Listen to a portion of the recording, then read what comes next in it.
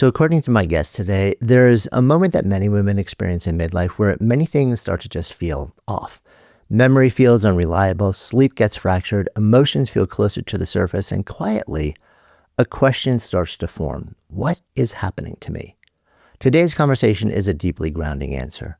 My guest is Dr. Lisa Mosconi, a neuroscientist at Weill Cornell Medical and one of the world's leading researchers on women's brain health. Her work focuses on how women's brains change in midlife and beyond, with a focus on how menopause reshapes the brain and why this transition is far more neurological than most of us were ever told. So excited to share this conversation with you. I'm Jonathan Fields, and this is Good Life Project. You have been around the world of science and exploration literally since, the earliest possible days. And as you moved into your career, spending a lot of time studying women's brain health. This is also very personal for you, though, because you could have gone a lot of different directions. But tell me what really drew you to say, like, this is where I want to invest so much of my time and energy. Yes, and thank you for the question. I think it was a combination of different interests in a way, and my own family and family history. So yes, I was born and raised in Florence, and I was really born and raised in science. My parents are nuclear physicists, both of them. And it's really interesting, like half of my family were all PhDs and the other half is all military. So we're very disciplined scientists, I suppose. But my parents are scientists, like 100% scientists. So I really grew up with their students in nuclear physics being around the house and babysitting me and talking to me about positron decay. Like, I learned about radioactivity probably before I ever heard about Snow White. Just for context, like, I went to grade school and I was completely lost in translation. I had no idea what anybody was talking about. But I always loved that. And I was fascinated with my parents' students' ability to apply the principles of nuclear physics to medicine and the life sciences.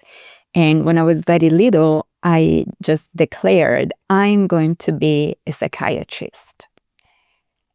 And then I kind of changed my mind along the way, and I realized that what I really loved was biology and neuroscience. So less the mind, perhaps, for me personally, more the actual physical and chemical structure of the brain. So that was a lifelong decision that I made, broadly speaking, in grade school. But then when I was going through university, I studied neuroscience, and then I was starting my PhD also in neuroscience and nuclear medicine. So really the apple did not fall far from the tree. That's when my grandmother started showing signs of cognitive decline and cognitive impairment. And that was really shocking and heartbreaking in many different ways, including that she was such an intelligent woman. She was so mentally strong and active and so fiercely independent. She would take care of everything for everyone. She was a little bit like the heart of the house, but also the brains of the family in a way. And then she really started not being able to enjoy her life. And that was terrible. But what was perhaps even more frightening is that my grandmother was one of 4 siblings, 3 sisters and 1 brother, and all 3 sisters developed exactly the same kind of cognitive decline and then dementia. My grandmother eventually was diagnosed with Alzheimer's disease and dementia, but the brother did not. So I think for my mom, her cousins, her female cousins, and for myself, that was a big red flag. Is it just our family that is so deeply impacted by Alzheimer's, and especially women in the family, or is there a bigger lesson that needs to be learned? And that's what shaped my trajectory and my career ever since. Yeah. I mean, when you see that something and it touches you so personally on a day-to-day basis, how could you not? And especially that ratio that you described, like the three sisters, one brother, all the sisters experience the same thing, and the brother somehow escapes this fate. Yeah. And I would imagine as a young woman in this family too, you're wondering, how can I understand this? And also, am I going to be okay? Is my mom going to be okay? And is there a way to understand what's really happening here? And maybe we can, understand, is this our fate? Are there other circumstances or contributors? When you eventually decide to say, okay, I'm going to really dive into this question, I mean, it seems like that really sets your career in motion. It leads you down a path of going deep into exploring women's health with a focus on the brain. But when you do that also, and tell me, correct me if I'm wrong here, carving out women's health, or like saying, I want to study women's brains, I would imagine there are a lot of raised eyebrows, people saying, but what's the difference? Like, why women only? Isn't a brain a brain? Yes, and you're so right. And this is one of the biggest, or at least one of the earliest pushbacks that I've received back then. So there's this notion in neuroscience that really, really permeates the field of neuroscience, that sex and gender do not matter one bit. There are, of course, some neuroscientists that specialize in sex differences in neurological disorders in the neurosciences, but we are a minority. And when I started, that was a long time ago. I published my very first paper in 2003. So that was a really long time ago. And I was still a student. I hadn't even finished my PhD back then. I had just started. And I went to my mentors and to my supervisors, who are absolutely fantastic. Really, I was so fortunate and so lucky.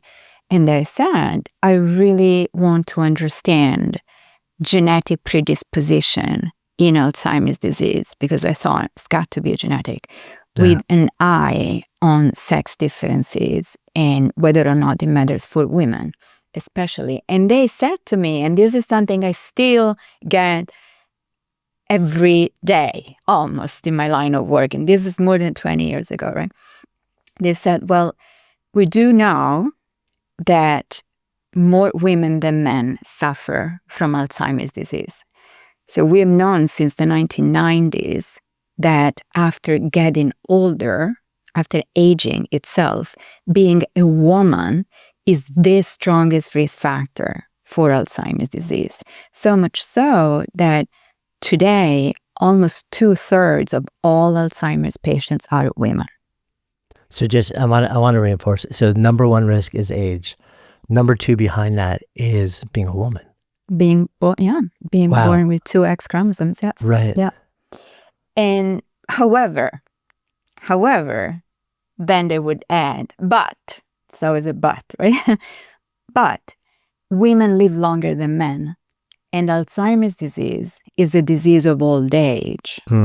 So unfortunately, at the end of the day, more women than men have Alzheimer's disease. And that makes sense in principle. But once you look at the actual data, women don't live that much longer than men. So in the United States, the difference is 4.5 years, 4.4 years. Okay. In England, the difference is 2 years. Okay. And Alzheimer's disease is the number one cause of death for women and not men.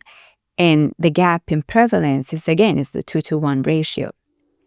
So it can't just be longevity. Also, if it was just aging, then women would also show a higher risk of other age-related dementias. Right, like that would make sense, yeah. Vascular dementia, Lewy body dementia, frontotemporal dementia. There are many different types of dementia. However, we do not. It is only Alzheimer's disease. I could give you counter arguments for the next half an hour because I have looked into this forever, but I'll just, long story short, I decided to look into that. And we can now really say that the field has changed, that our understanding has changed, and that we've all come together to understand that the premise was incorrect.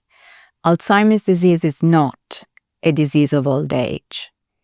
It is a disease of midlife with symptoms that start in old age. But the actual disease, the process that leads to the symptoms, starts decades prior in midlife.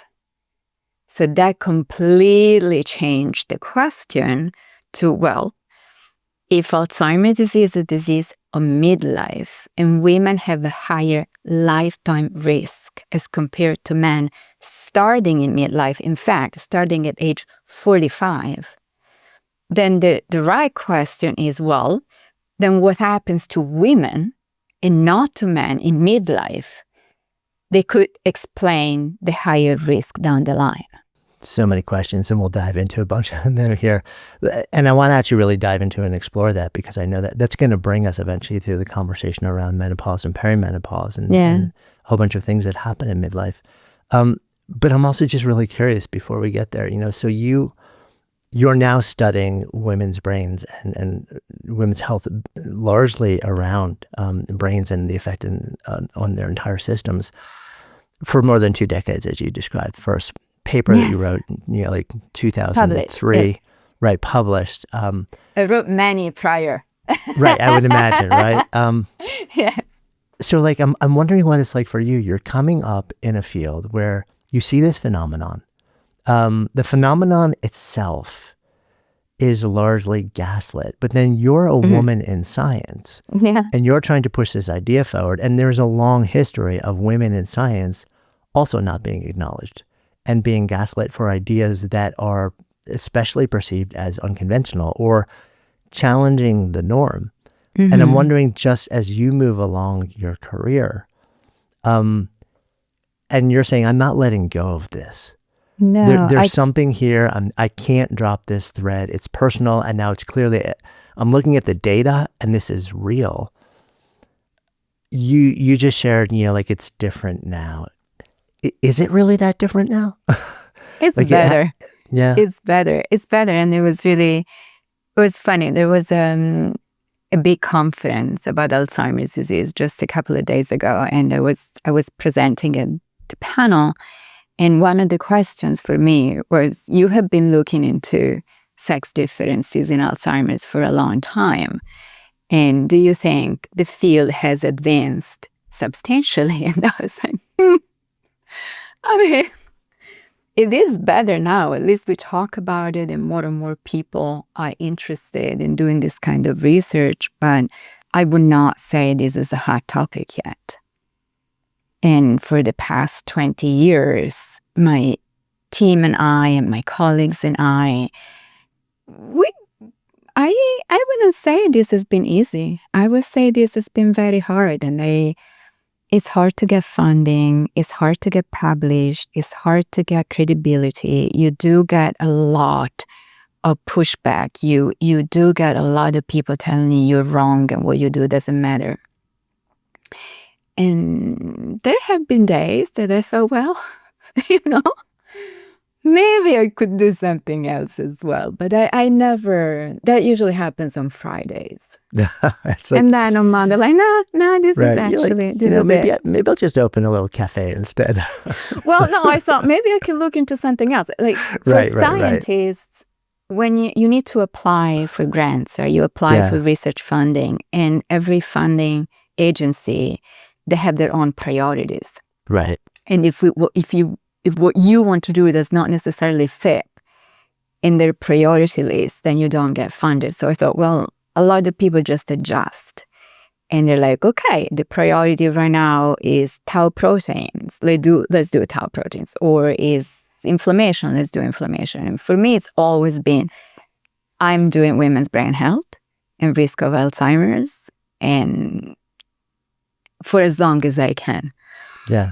So I didn't quite.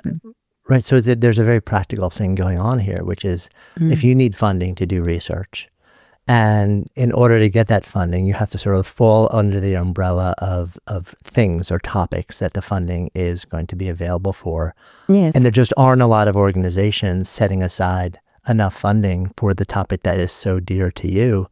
It just narrows the field of potential sources for you to get behind doing the research that you're doing. It's just a very practical thing. It is very practical. If you don't get funded, you lose your job. Yeah. And you're not able to do research. So Yeah. it's I find it stressful. A friend of mine said, I was telling her about the way we work as scientists, especially in this country where the opportunities are amazing.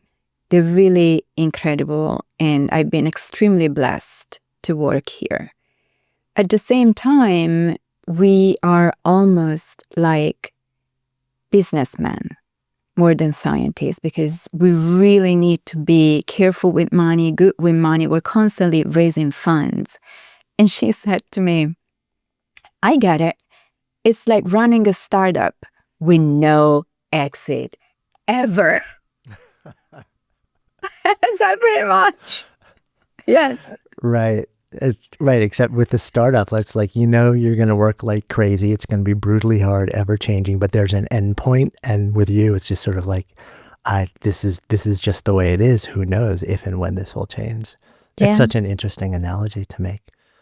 So, it sounds like, and when we have the conversation around this all starting to take shape in midlife, and that brings us to the conversation around menopause, perimenopause, the things that happen around that.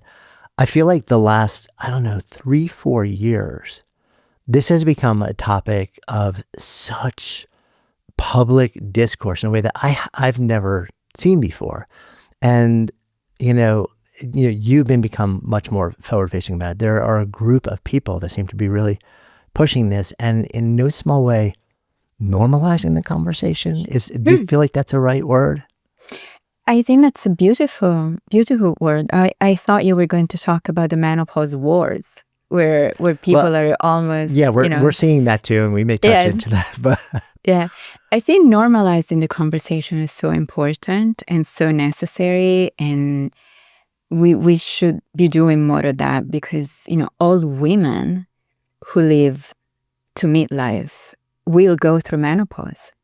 It's unavoidable, almost like puberty, right? There are 3 major neuroendocrine or hormonal turning points, or there can be in a woman's life, which are puberty, pregnancy, which is optional, and perimenopause, which is the transition to menopause. And as a society, we're well equipped to support a woman as she goes through puberty, and then especially when she gets pregnant, we have parties and baby showers and celebrations, and there's zero support in place for menopause, which is a universal event all over the globe. In fact, the understanding of menopause is of something that puts a woman at a disadvantage. Right? There is so much stigma, there is so much bias, there are stereotypes around menopause and what a menopausal woman is supposed to be or act like, that are harmful or demeaning and really need to be addressed. Take me into that a bit then, because I feel like this was a really pervasive part of just culture. It's like, this assumption that when a woman hits a certain age, they go through this experience, and not only are they changed physiologically, but also, there are all of these value judgments, visibility experiences, and invisibility. There's this whole layer of cultural and societal things that were assumed to go along with this moment, and that were often, and probably for many to this day, somewhat devastating. Yes, I find that so many women are really, in part, scared because they don't know what can happen as you go through menopause. The symptoms feel foreign and alien and scary, and you don't know who to go to for help.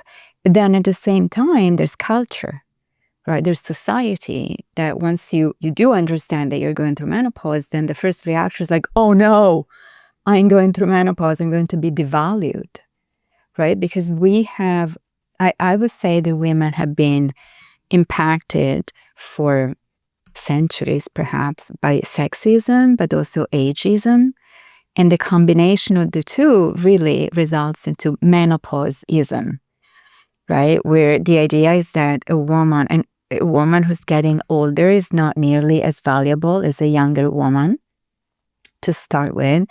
And once you stop being reproductively viable, once you no longer are able to bear children, then culture believes that you're not attractive enough or anymore, that you're not valuable anymore, that somehow you're less of a woman.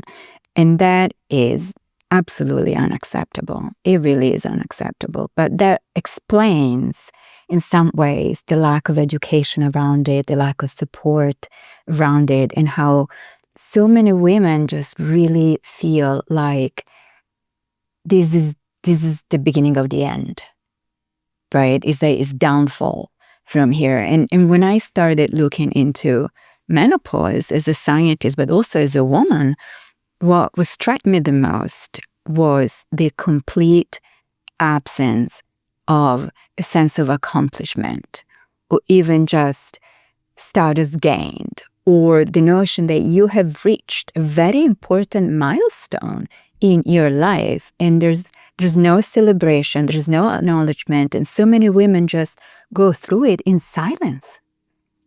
They feel like nobody wants to hear about this. Nobody wants to know my story. And that is not true. That is so not true. I think there's so much desire to learn from older women, from women with more experience. And I find it so beautiful when women do share their experiences and their thoughts and how they have dealt with certain situations. It's such a gift to younger women. For me, it was wonderful when my mother talked to me about her menopause and when her friends would talk to me about it. And now I talk to my daughter about puberty and pregnancy so that she doesn't have to be confused. She doesn't have to be taken aback when that happens. I want her to be empowered to just take care of herself and get a hold of her life at any age and any hormonal transition point. Yeah. And meanwhile, this is all happening. The cultural effect is happening against the backdrop of physiological and psychological changes, which can be really distressing internally. Brain fog, inflammation, trouble sleeping, trouble like regulating body temperature. All these things, alone, it would be profoundly disconcerting. And the notion that you don't know if and when a symptom is going to show up. You don't know if and when or how long it's going to be there. Is it going to be minutes? Is it going to be months? Is it going to be years? And there's no, and your bestie or your sister who's going through the same thing next to you, it could be completely different. So you can't judge by anyone else around you. Like it's completely internal to you. So you're dealing with this, torrent of internal change at the same time that society is overlaying these messages about you and who you are and who you aren't anymore. And your worth, Yeah. right? I think it's the self-confidence, is your self-confidence as a woman that really takes the first hit. And that should not be the case. That's really not right. So I love that this movement has taken shape. We're all reclaiming menopause, right? We're revamping menopause. And I was talking to a friend of mine, Tamsin Fidal, a long time ago, and she's a menopause advocate and a journalist as well, a reporter. And I was saying to her, I told my husband that when I go through menopause, I want to party. And she was like, oh my God, that's such a good idea. Me too. Like, I want to know. And I want to celebrate, and I'm going to eat cake. I'm going to eat an enormous chocolate cake to just, why not? But it's like that makes so much sense, right? Because you were describing, there are these three potential really major transitions. There's puberty, there's childbirth if a woman decides that that's right for her, And there's, perimenopause or menopause. Should you be blessed to actually live to a point where you move through it? And we do have, there are rituals. There are things where you know what to do and how to handle it in conversations for the first two, but there's really nothing Mhm. for menopause. In fact, it's almost like the opposite. Let's not talk about this. It's uncomfortable. You're physically so we just kind of push it away rather than you're saying, no, let's ritualize this similarly. Let's celebrate Yes. it and And let's let's bring it forward. also, yes, and the other thing that we need to do is to provide a framework. We need to formalize menopause in the medical and scientific field Yeah. first, because that is going to be the backbone for all women that they can refer to. And right now, we are missing this understanding that we otherwise have for puberty and for pregnancy and for other things that can happen in women's health. But we do need to formalize one thing, for instance, that so many women don't know. There are so many things that most women don't know about menopause. And one thing that is important to me to really explain is that there is a range of symptoms and responses to any hormonal transition state. And I think that that really brings everything into perspective, if I may share. Yeah. Okay. So when you go through puberty, right, a lot of girls experience changes in body temperature. You start sweating or you have the chills. You start noticing the weather more at that point.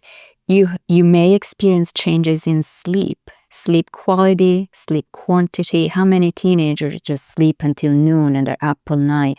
The pattern is changing. There are changes in mood. For many women and men, puberty is when you first experience anxiety or depression or related symptoms, right? It's a turning point, it's an inflection point for mood changes. It's an inflection point for libido, for sure, right? And it's an inflection point for memory, consolidation, attention, and language. We understand that because it's a system. There's a system in the body called the neuroendocrine system that connects the reproductive organs with the brain. And as the system evolves and develops and changes, so does part of the brain. So then fast forward to pregnancy, 30% of pregnant women experience hot flashes, which are changes in body temperature. Lots of women had trouble with sleep. Lots of women had trouble with mood. We talk about the mommy brain, right? We talk about the baby blues. We are aware that when your hormones kick in and then drop out, that can impact a woman's mood. There's brain fog when you're pregnancy. Lots of women have brain fog. They have trouble remembering things. Some feel like they have ADHD all of a sudden. And that resolves over time, usually when the kids are like 2 years old or so.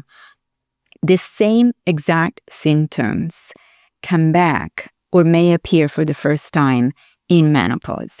We have the hot flashes and night sweats, which are changes in the way that the brain regulates body temperature. There can be anxiety and depression. There are certainly mood changes. We used to say swings, but that is not really nice. So we say mood changes or changes in mood patterns or mild depressive symptoms. Definitely sleep issues, insomnia or fractured sleep. And then, like you said before, the brain fog is a huge concern. The memory lapses, the attention issues, fluency when you can't come out with words that you're very familiar with. Those are the same symptoms. However, when it comes to puberty and pregnancy, we understand that these things can happen and that there is a range. For some women don't have any of those symptoms. For some women, they may be mild or moderate, or in some cases severe. When it comes to menopause, there is no formal understanding or framing that there is a range, that some women, about 10% max, have no particular symptoms other than reproductive changes, but almost 90% do experience some brain symptoms, some neurological symptoms. And this needs to be better studied, better researched, better understood, and then shared with women so that nobody panics when these things happen. I was doing a podcast the other day with my friend, Dr. Mary Claire Haver, and she was like, I'm not in menopause, not even close to menopause yet, as far as I know. She was like, are you scared of going through it? I was like, no. Why would I be scared? I trust my body, I trust my brain, and I trust my ability to take care of myself and make the right choices. And the point here is that we want all women to feel the same way. And I mean, that really requires, it's, and tell me if I'm getting this right, that you have a really similar symptom set through the three major potential changes. In the first two, we really we identify them, they're researched, we kind of know they're going to happen to varying levels, or they may or may not happen. We kind of know what they are. And but in the third one, the same suite of potential shifts is on the table again, but it's not talked about, it's not acknowledged. The variability in all of it is not really explored or understood in any meaningful way.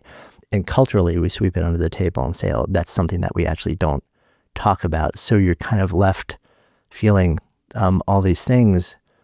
And it sounds like what you're saying is there isn't the same medical model to sort of like even for somebody to go to their professional and say, help me through this. Like, what does the data show? What does the study show? Like, what is, quote, is this normal? Is this not normal? Is this, all these different things where you do have more things, more science, more research, more models and frameworks that you can point to earlier in life. So this brings us to, this moment where we're talking a lot about the physiological changes and psychological, because as you've described in research for so long, this affects the brain too. And I think a lot of times, initially the thought was, well, this is right. This is a change that happens in hormones, in reproductive systems. And what you're really saying here is this is actually neurological. This is neuroendocrine. This is like both, the brain is deeply affected. And is it right to also, I guess one of my curiosities is what's driving what? Right. Thank you for asking. I think this is so important to make sure that everybody is aware of this. So we are born with a neuroendocrine system, which is neuro for brain, endocrine for hormones, that connects the ovaries to the brain. It's one actually of the most important physiological highways in a woman's body. And this system is activated during puberty, okay? And then is overactivated when a woman gets pregnant, every time a woman gets pregnant, and then is at least partially turned off as women go through menopause. And what powers this communication system between the ovaries and the brain is the hormones that we refer to incorrectly as sex hormones: estrogen, progesterone, testosterone. Right. So these hormones were discovered a long time ago in the 1930s by scientists that were studying reproductive function. And back then, they identified the hormones and said, okay, these are sex hormones. We need them to have children. But it's only in the 1990s the scientists realized that the same hormones that are responsible for fertility also serve very important functionalities in the brain. So they're not sex hormones, strictly speaking, they're brain hormones too. And estrogen, in particular, is considered the master regulator of women's brain health, because estrogen is a very powerful hormone in many ways for women, because it supports a number of functionalities within the brain. It supports brain plasticity, which is a measure of brain resilience. It's the ability of neurons to connect with each other and talk to each other. And if something goes wrong, you just reroute your pathway. You remain supple and flexible over time. But also estrogen supports blood flow to the brain, which is important for oxygen, for nutrients. It's an antioxidant hormone, reduces free radicals impact and oxidative stress. It's an anti-inflammatory hormone. It does a lot of beautiful things inside the brain. And that happens throughout a woman's life until menopause. With menopause, the ovaries stop producing the most powerful form of estrogen, which is called estradiol. And it's almost like, for the brain, it's almost like your CEO that's been there for 50 plus years is now gone, right? And there's a new CEO that's taking the lead. It's called estrone, but it's not nearly as powerful or as knowledgeable, if you're a CEO, as estradiol. And so things don't quite work or as present, let's put it that way, as estradiol. And then things just don't work the same way that they used to, which means that the brain really has to reset and switch gears and adjust to functioning without estradiol. And the wonderful thing is that women brains do have that ability. We and others are showing increasing evidence that the human brain, has the ability to basically recalibrate itself, rewire itself, and switch gears metabolically so that it can keep going. Even though your ovaries are closing down shop, your brain carries on. And then I have to say, as a woman, I thought it was really amazing to learn that this is not universal. Most animal species, most females in different animal species just die soon after the end of the reproductive span. There are just a few species where females outlive their menopause, like whales, killer whales, narwhals, potentially some elephants, some Asian elephants, a bug, the Japanese aphid, for whatever reasons, and women. So we are fortunate in many ways that our bodies and brains have the ability to just renovate themselves and carry on. I think that's something that is important to be aware of. I never really heard it explained like that. It's like as this hormone is being downregulated in your body and just not being produced at the same level, your brain is forced to figure out, how do I keep on keeping on without this thing that is so critically important to all of these different functions, from cognition to mood to regulation. So now I'm fascinated. You're sharing that we do actually have the ability to kind of, like, through neuroplasticity, rewire and be able to function at a very high level and regain mood. And without the estradiol present, do we understand how? Yes. How deep do you want me to go? I mean, like on a level that a non-sophisticated person like me might understand. But I'm just really curious now, like, how does that happen? It's fascinating. So I think one part of the puzzle is that I should explain is the neuroanatomy of menopause. Okay. So this neuroendocrine system connects the ovaries to the brain, but to very specific parts of the brain. And those are the brain parts that are specifically in charge of very ancient functionalities like memory and mood and sleep and wake and regulating heartbeat, but also thinking and reasoning, the frontal cortex. So the reason that we have the symptoms is that those specific parts of the brain are very responsive to estrogen levels, but not only estrogen levels. There are many different other factors that support health within those brain regions. So I think it's important to think of estrogen as an activator. In a way, one of the most important functionalities of estradiol in particular, which is one type, is the most powerful and more abundant type of estrogen, is that it supports energy production in the brain, everywhere in the brain, especially in those brain regions, but also a little bit everywhere in the brain.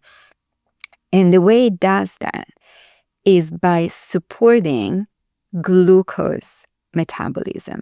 So the human brain, men and women, the human brain runs on glucose for energy. Glucose is a simple sugar. Your neurons, actually your astrocytes, use the glucose and then feed energy to neurons. But even neurons take the glucose and turn it into energy. For women, that changes with the menopause transition, because at that point, estrogen is no longer there to push the glucose into your brain cells. And so the fuel that it needs to function, all of a sudden, one of the major mechanisms that makes that available falls away.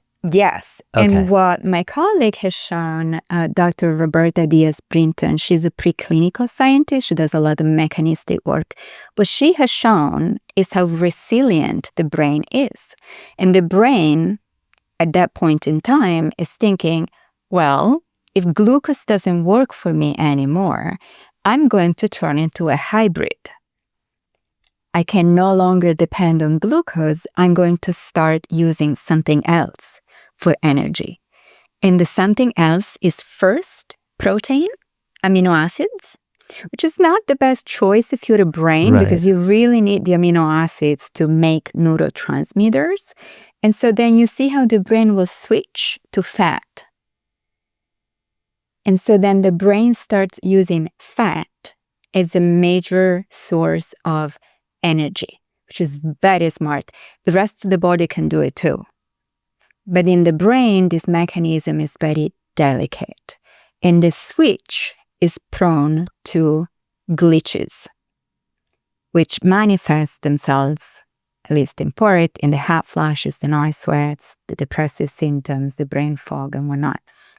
For many women, this process, it needs to be better studied, but what we're thinking is that for some women, the process is more efficient or perhaps is faster. For other women, it may be slower or not as efficient.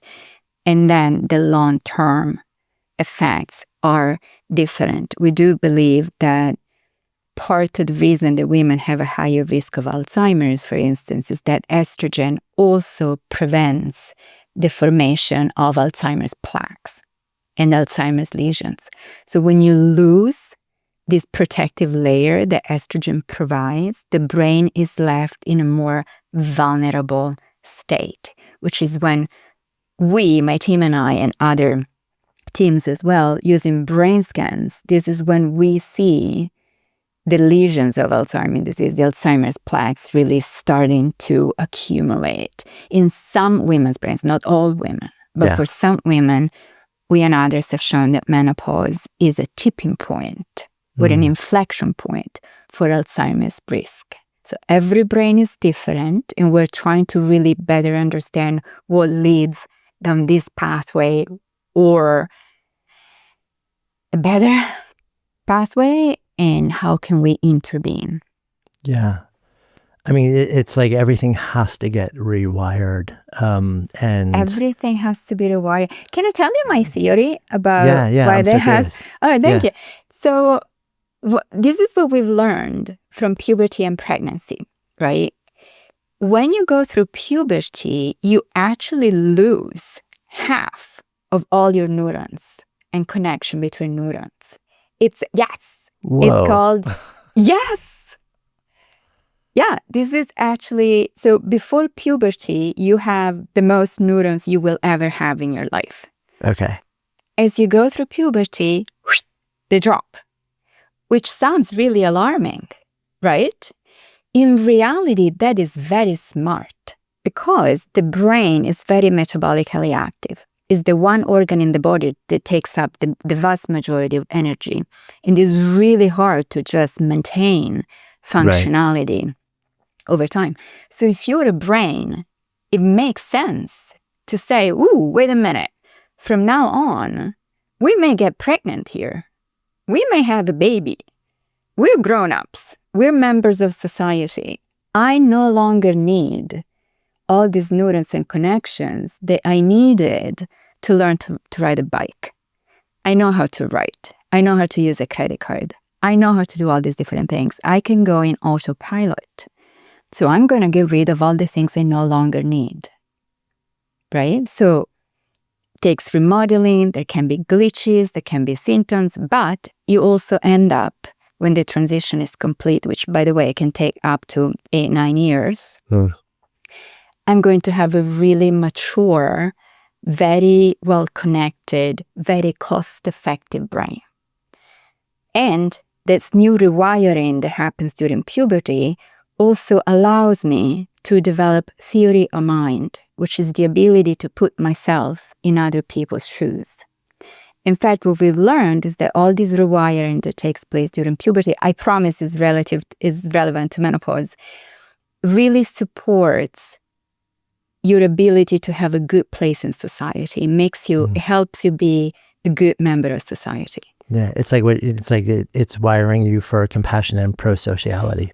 Yes, exactly. Yeah. The same thing happens during pregnancy. We lose neurons. We lose white matter for at least a few years after the baby is born.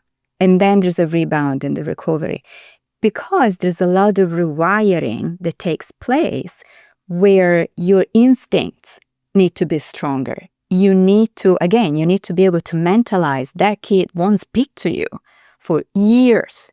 You need to literally learn to read minds. You become even better at dealing with people, right? But you're losing neurons, and you may have those symptoms that are upsetting and difficult and disruptive. Menopause is no different. Menopause is actually when you no longer have a reproductive life. So all the neurons that were necessary to get pregnant in the first place, to grow a baby, to take care of the baby later, those can go.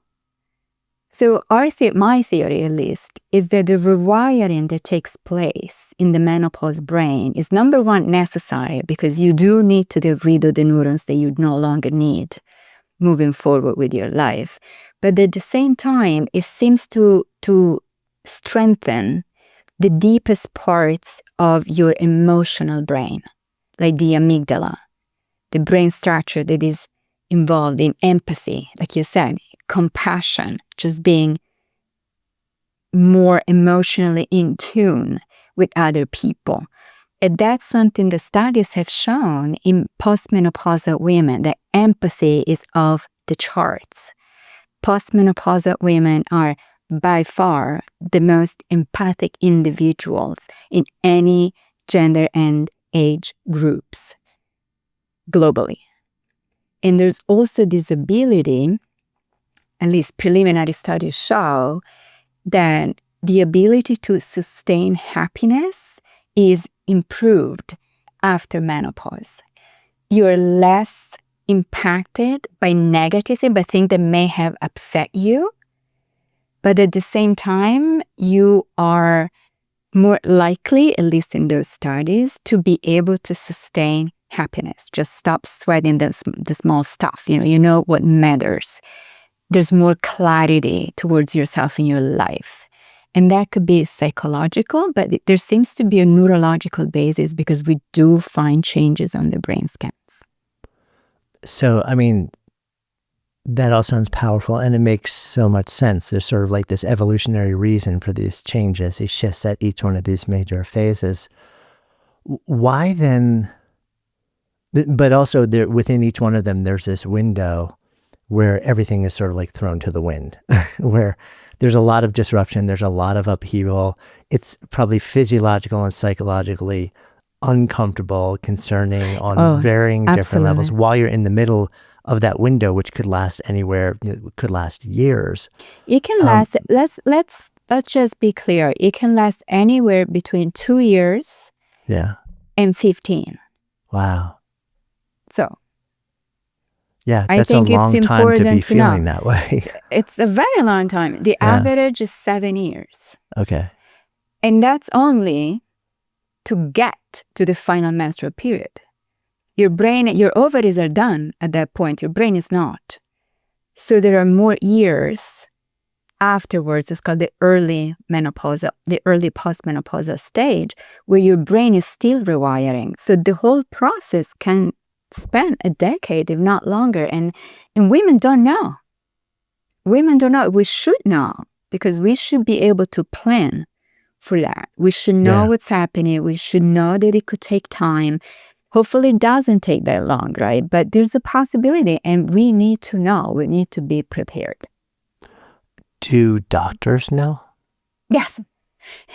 Well, yes. So there's a staging model for menopause that is not about the brain. It's only almost about the ovaries. But can we talk about it? I think it's really helpful to know. I promise I'll keep it short. No, it's good. Okay. So when you start around age 35, that is considered the late premenopausal window. Sorry, the early premenopausal window, where you are almost, you're effectively midlife, but you have a regular menstrual period. A little bit later on, you may notice as a woman, I don't know how comfortable you are talking about periods and menstruation. Okay, fantastic. Yeah. So not everybody is as that.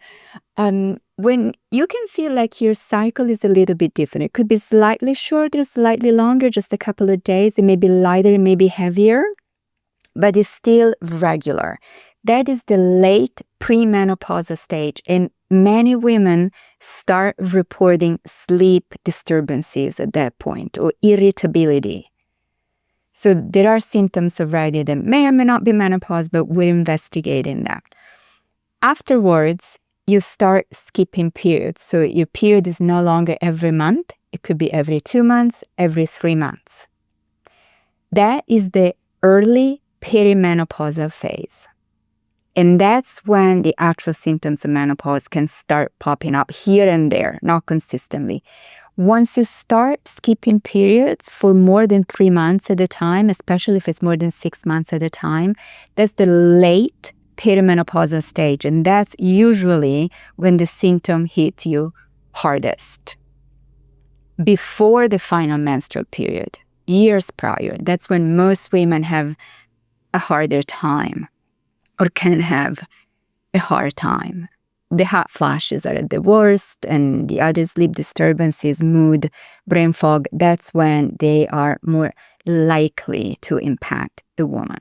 Then there's the final menstrual period. For whatever reason, that is menopause in clinical terms, right? Just that one day on the calendar when you're like, oh, I haven't had my period in a year straight. Now I'm in menopause.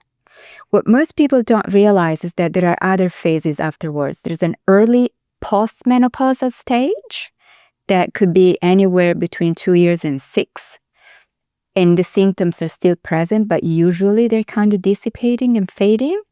And then more than 6 years after the final menstrual period, that's your late post-menopausal stage, which is going to be the rest of your life. And this is all based on your menstrual cycle, pretty much, and your hormone levels. The brain does not necessarily follow the same dynamics, and we are trying to better understand what happens in the brain and when relative to ovarian function. It's not, they're not like hand to hand. There's a disconnect that needs to be better So understood. it's like your reproductive physiology has a certain time cycle, and it's related to changes in your neurological physiology, but they're not the exact same. Like they're both working in parallel, but also going through similar but related, but not the same processes, and they have slightly different time frames potentially. Well, for sure, because otherwise we will lose our minds every time we have a period, right? The brain needs to be connected to the ovaries and needs to be informed of ovarian function, but it cannot be dependent on.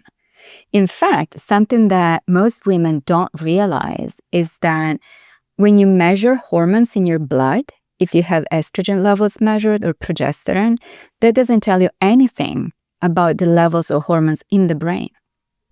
They're different. They're two separate systems. The brain keeps whatever concentrations quite stable by shielding itself chemically from the rest of the body. I mean, as you're walking through this, it occurs to me, and I do want to talk a bit about some of the ways that people try and help navigate this. But also just on a on a larger lens, anyone who's in a relationship with somebody who's going through menopause, this is so valuable to understand what's going on, so that you can understand and have conversations around it. And also just understand, I'm seeing this, or I see this, like this person that I'm with is experiencing this. And just to be both for your own peace of mind and understanding, how do I best support this person? And also at the same time, if you're in an intimate relationship with somebody, it's going to affect you too. So it allows you to understand, to better frame what's happening in the relationship, and probably also to have conversations that are based less on just, like irrationality, and I'm not talking about the person going through it. I'm talking about like the person who's supporting, because you don't understand what's happening. You don't understand how to be supportive, how to react, how to be there, and you're being affected by it. And it's like having just some rough understanding of like, this is the framework, this is a time frame, these are the systems that are involved, and these are the things that are 100% normal and to be expected, that are going to like unfold in very different levels depending on the person. Just so helpful to have that model as the individual going through it, but also any individual who's walking beside that person. Absolutely. And I think education should definitely improve when it comes to menopause. And that should be for both men and women, because, we're all connected. We all work together. It's not even, yes, obviously your spouse, your partner, that's one of the most important people in your lives, and you want to support them and be close to them. But your mother, your sisters, the woman at the reception desk that's driving you nuts, right? Let's just have compassion for a minute and realize that we don't know what people are going through. And that's one reason to just always give people the benefit of the doubt. If not being kind, at least let's give them the benefit of the doubt, because you don't know what people are going through. Yeah. So also, sorry, just for men listening, we as a society have this incorrect notion that menopause happens when you are old. The average age of menopause is 51, 52, which strains at the definition of old by any standards. And actually, globally, the average age at menopause is 49. And the transition starts years prior. So we're talking early 40s, right? That's not old. And I think a lot of men are completely surprised that they're together with somebody who's in their 40s and they're having a hard time. Right. You're young. Yes, 40 is young. Of course, 40 is young. But the problem is real. Can be real. It's not universal again, which is very important. But a lot of women do not feel like themselves. This is something that's now becoming mainstream in the menopause community, if you will. Then there's this feeling of not feeling like yourself that is very upsetting and very disruptive and can really undermine a woman's self-confidence and peace of mind. And that's why we do all the work that we're doing to better understand what's happening and how do we help you feel better. Yeah. And if this, as you're describing, can start to happen as early as mid to late 30s, then if we know that this is on the table, it gives us something else to explore as like, why am I feeling this way? And oftentimes I'm looking at my relationships, I'm looking at my work, I'm looking at past traumas, and these may all be contributing factors to why you're feeling a particular way.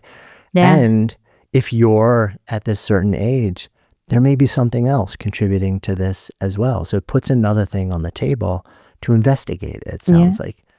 One of the things, and one of the questions that always comes up is like, as you're experiencing all these different symptoms, these changes, and these season of where there's a lot of things that don't feel good in the moment because your body is in the middle of shifting and rewiring and adapting. How do we navigate that with as much ease as possible? One of the things that has become a real source of controversy over the years, you know where I'm going with this, is hormone therapy. Of course. And for, like decades back, it was prescribed, and then there was some research that came out that basically created a lot of fear in a lot of people. And it feels like we're now in this window where you brought up earlier in our conversation, the menopause wars. Yeah. There's a real difference of opinion about the role of hormone therapy in helping to navigate this moment. Give me some context here.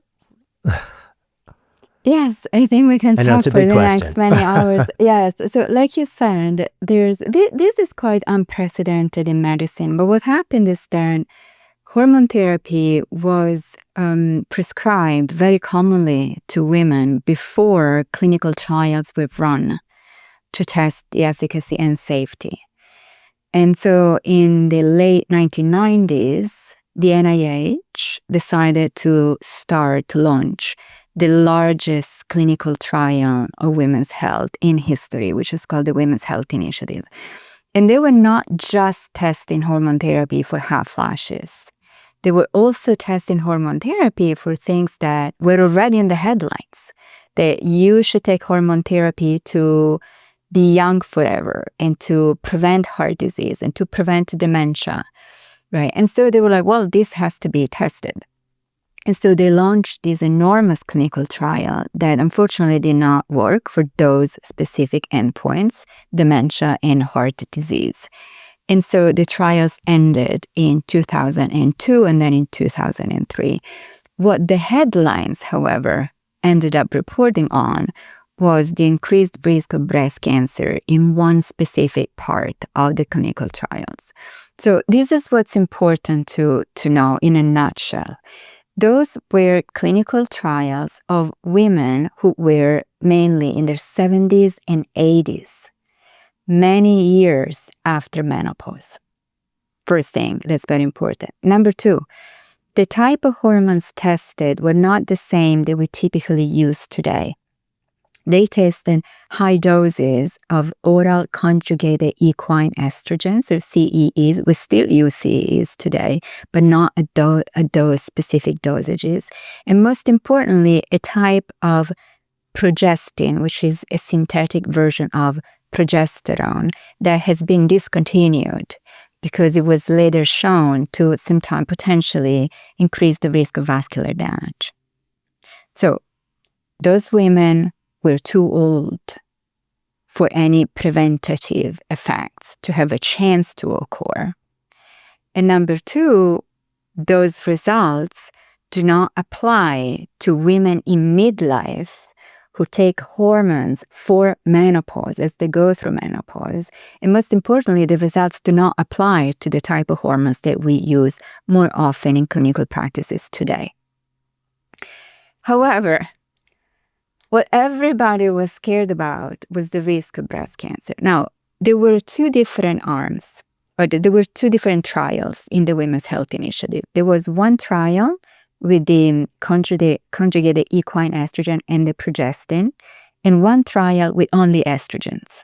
Okay, estrogen plus progestin, 26% increased risk of breast cancer.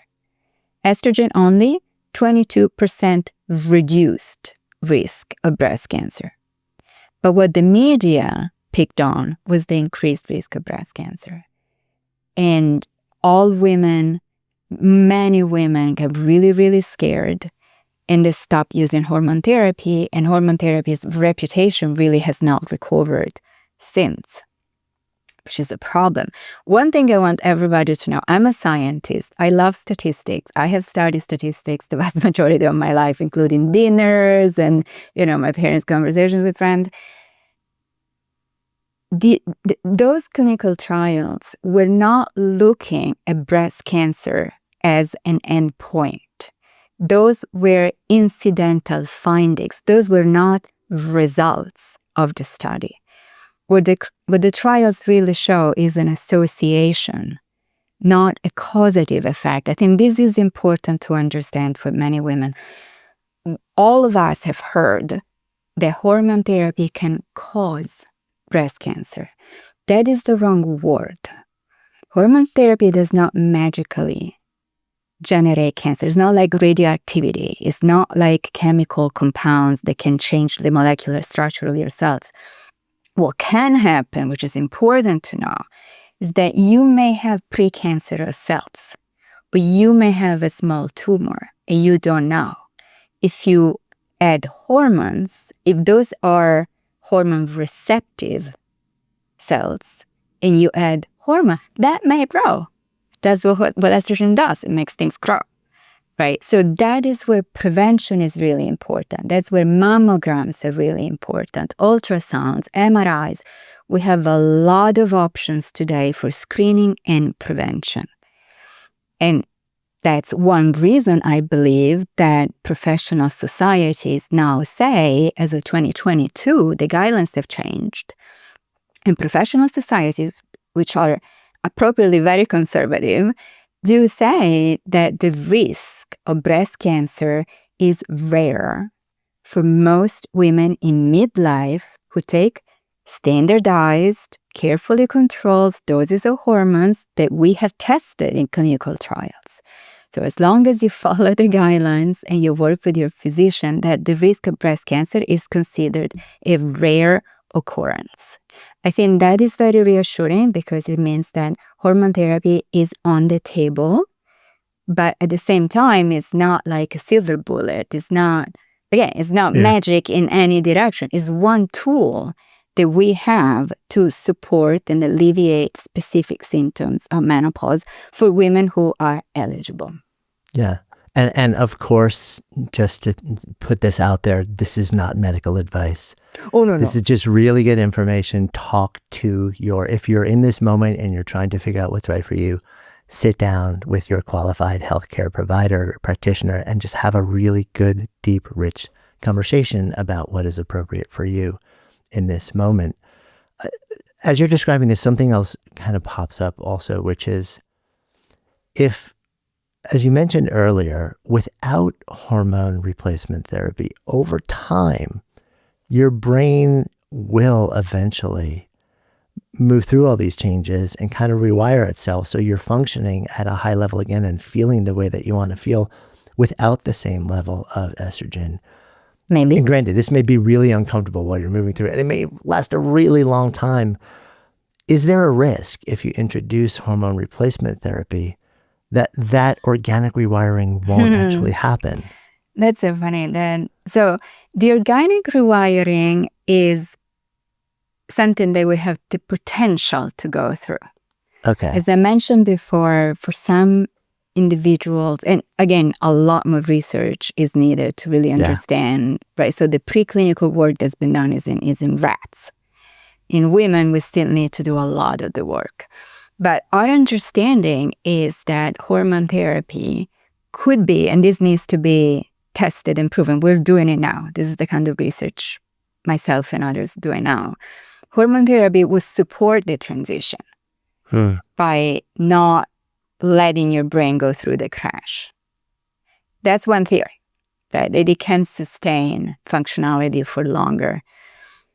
It needs to be proven. We and others are working on it. There are many different types of hormone therapies as well that are worth investigating.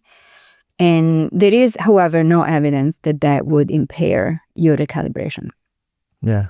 I mean, it's so interesting. As you're describing that, and tell me if this analogy is just totally off, but the thing that popped into my mind is I've been really curious about ketosis, ketogenic diets, and I think there's a lot of interest in it over the years.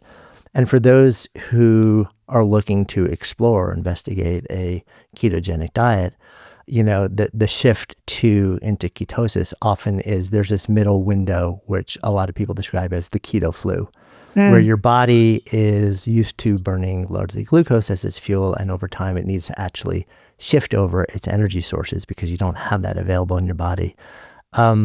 And you literally feel like everything is just going haywire during that time. It can be as short as a day or two or as long as a few weeks. And eventually you learn to rely on fat and ketones as a primary source fuel, but it takes time for your body to actually become trained to do that. And what people sometimes do is they introduce exogenous ketones to help through that transition window to avoid the feeling of the keto flu. It's almost like I feel like there's this analogy going on here where, and this is very, very different process, obviously, but there's this transition that has to happen in not just Yes. the fuel that your Yeah. brain is using, but all these other things and getting used to adapting and rewiring without a particular hormone present. So introducing the exogenous form of a hormone helps you feel more okay as you're moving through this process, which in this context may take many years. Yeah. Is You that any know kind of what? reasonable analogy? Or I guess I wouldn't necessarily compare the process to ketosis, because what happened, anyway, that could be maybe a little bit sciencey, but I think what's missing in our field has been a tool that allows us to look at what estrogen is doing in the brain. Like I said, you can measure it in blood, but we Yeah. do not yet have accurate ways to measure in the estrogen brain. activity in the brain. Yeah. So what my team and I have done in the past is that we've been able to use positron emission tomography, PET imaging, which is the kind of technique where the brain looks like red, yellow, blue. Right. We were able to use one tracer to measure estrogen in the brain. And we've done it, but we're still the only team who have looked into that. And right now, as part of my new program of research, we're trying to develop more ways and more techniques to really look at estrogen in the brain, because that is important to test the effects of hormone therapy, right? If we don't have a way to measure what these hormones, endogenous, exogenous, are doing in the brain, that we're flying blind when it comes to prescribing hormones for brain health. So this is one of my next steps in research. That I will be following along with your research closely. I'm thank you. fascinated by this. Thank you. I want to maybe start to close the loop here. The earlier part of our conversation was really, we were talking about Alzheimer and cognitive decline, and that brought us into this conversation of this notion that this is actually a disease of midlife. It starts in midlife, and what is one of the primary differences between women and men in midlife? It is moving through menopause. If we come back to the conversation around Alzheimer's here, and we're trying to look at the experience of menopause and help people not just navigate the discomfort or the changes in the brain, but also navigate in a way which maybe minimizes the potential for dementia or Alzheimer's. What are we thinking about here? Like, what are the changes that we want to explore?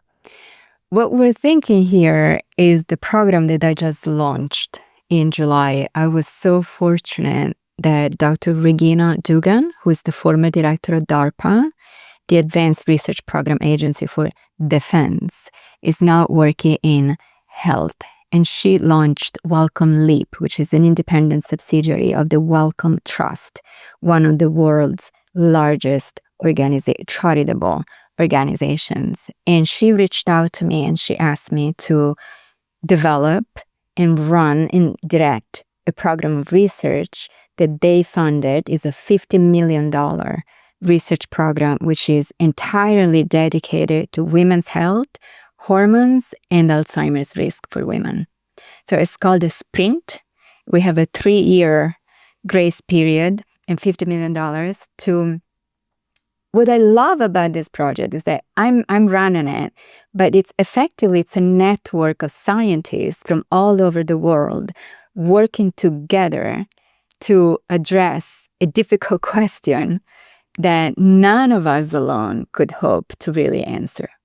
So all together, there's strength in numbers, and we have 70 leading scientists from all over the world working together to address exactly these questions and bring clarity on questions that have been very controversial in our field. Does menopause really increase the risk of Alzheimer's disease for all women, or is it just some women? How does it do, if so, and can we offset the risk using hormone therapy in menopause? And what kind of hormone therapy is best, and for which women? And what are the genetic markers of susceptibility? Does lifestyle play a role? What are all the different risk factors that we need to address and balance out to really protect a woman against Alzheimer's? So our goal, the name of the program is CARE, It's my idea. It means cutting Alzheimer's risk through endocrinology, care. And our goal overall, and we have done PNLs, we know that this is potentially going to happen, has the potential to happen if we really hit all the marks. Our goal is to reduce the risk of Alzheimer's disease for an estimated 330 million women globally. And given current conversion rates to Alzheimer's, hopefully prevent almost 55 million new Alzheimer's cases among women by the year 2050.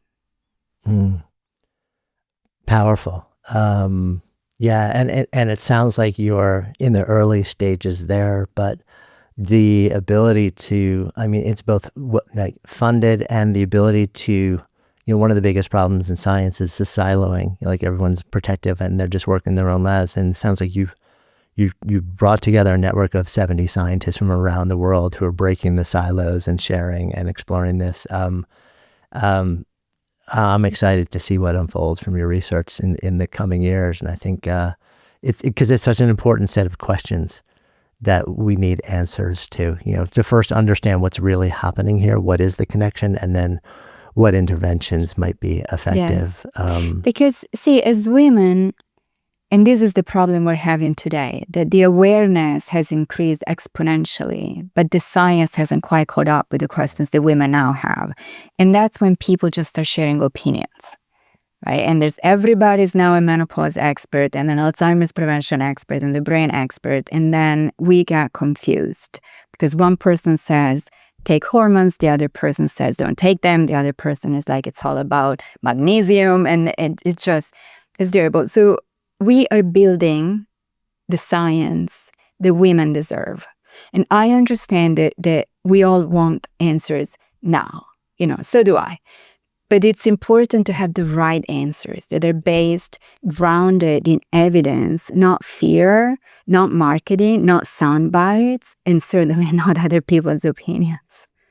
So it's a privilege to be able to do this kind of research, and we're all very motivated. We work really, really hard, and I'm quite confident that we're going to have good answers in the next 3 years. That feels like a good place for us to come full circle as well. So final question in this container of Good Life Project. If I offer up the phrase, to live a good life, what comes up? For me personally? Yeah. Oh, for me, being with my family. For me, living a good life is hopefully being healthy and just as in love with my family as I am right now. Thank you. If you haven't yet subscribed to the show, it would mean the world to me if you took just 2 seconds to tap on that subscribe button. It helps us grow our Good Life Project community and continue creating the best possible show that we can for you. And it ensures you'll never miss an episode.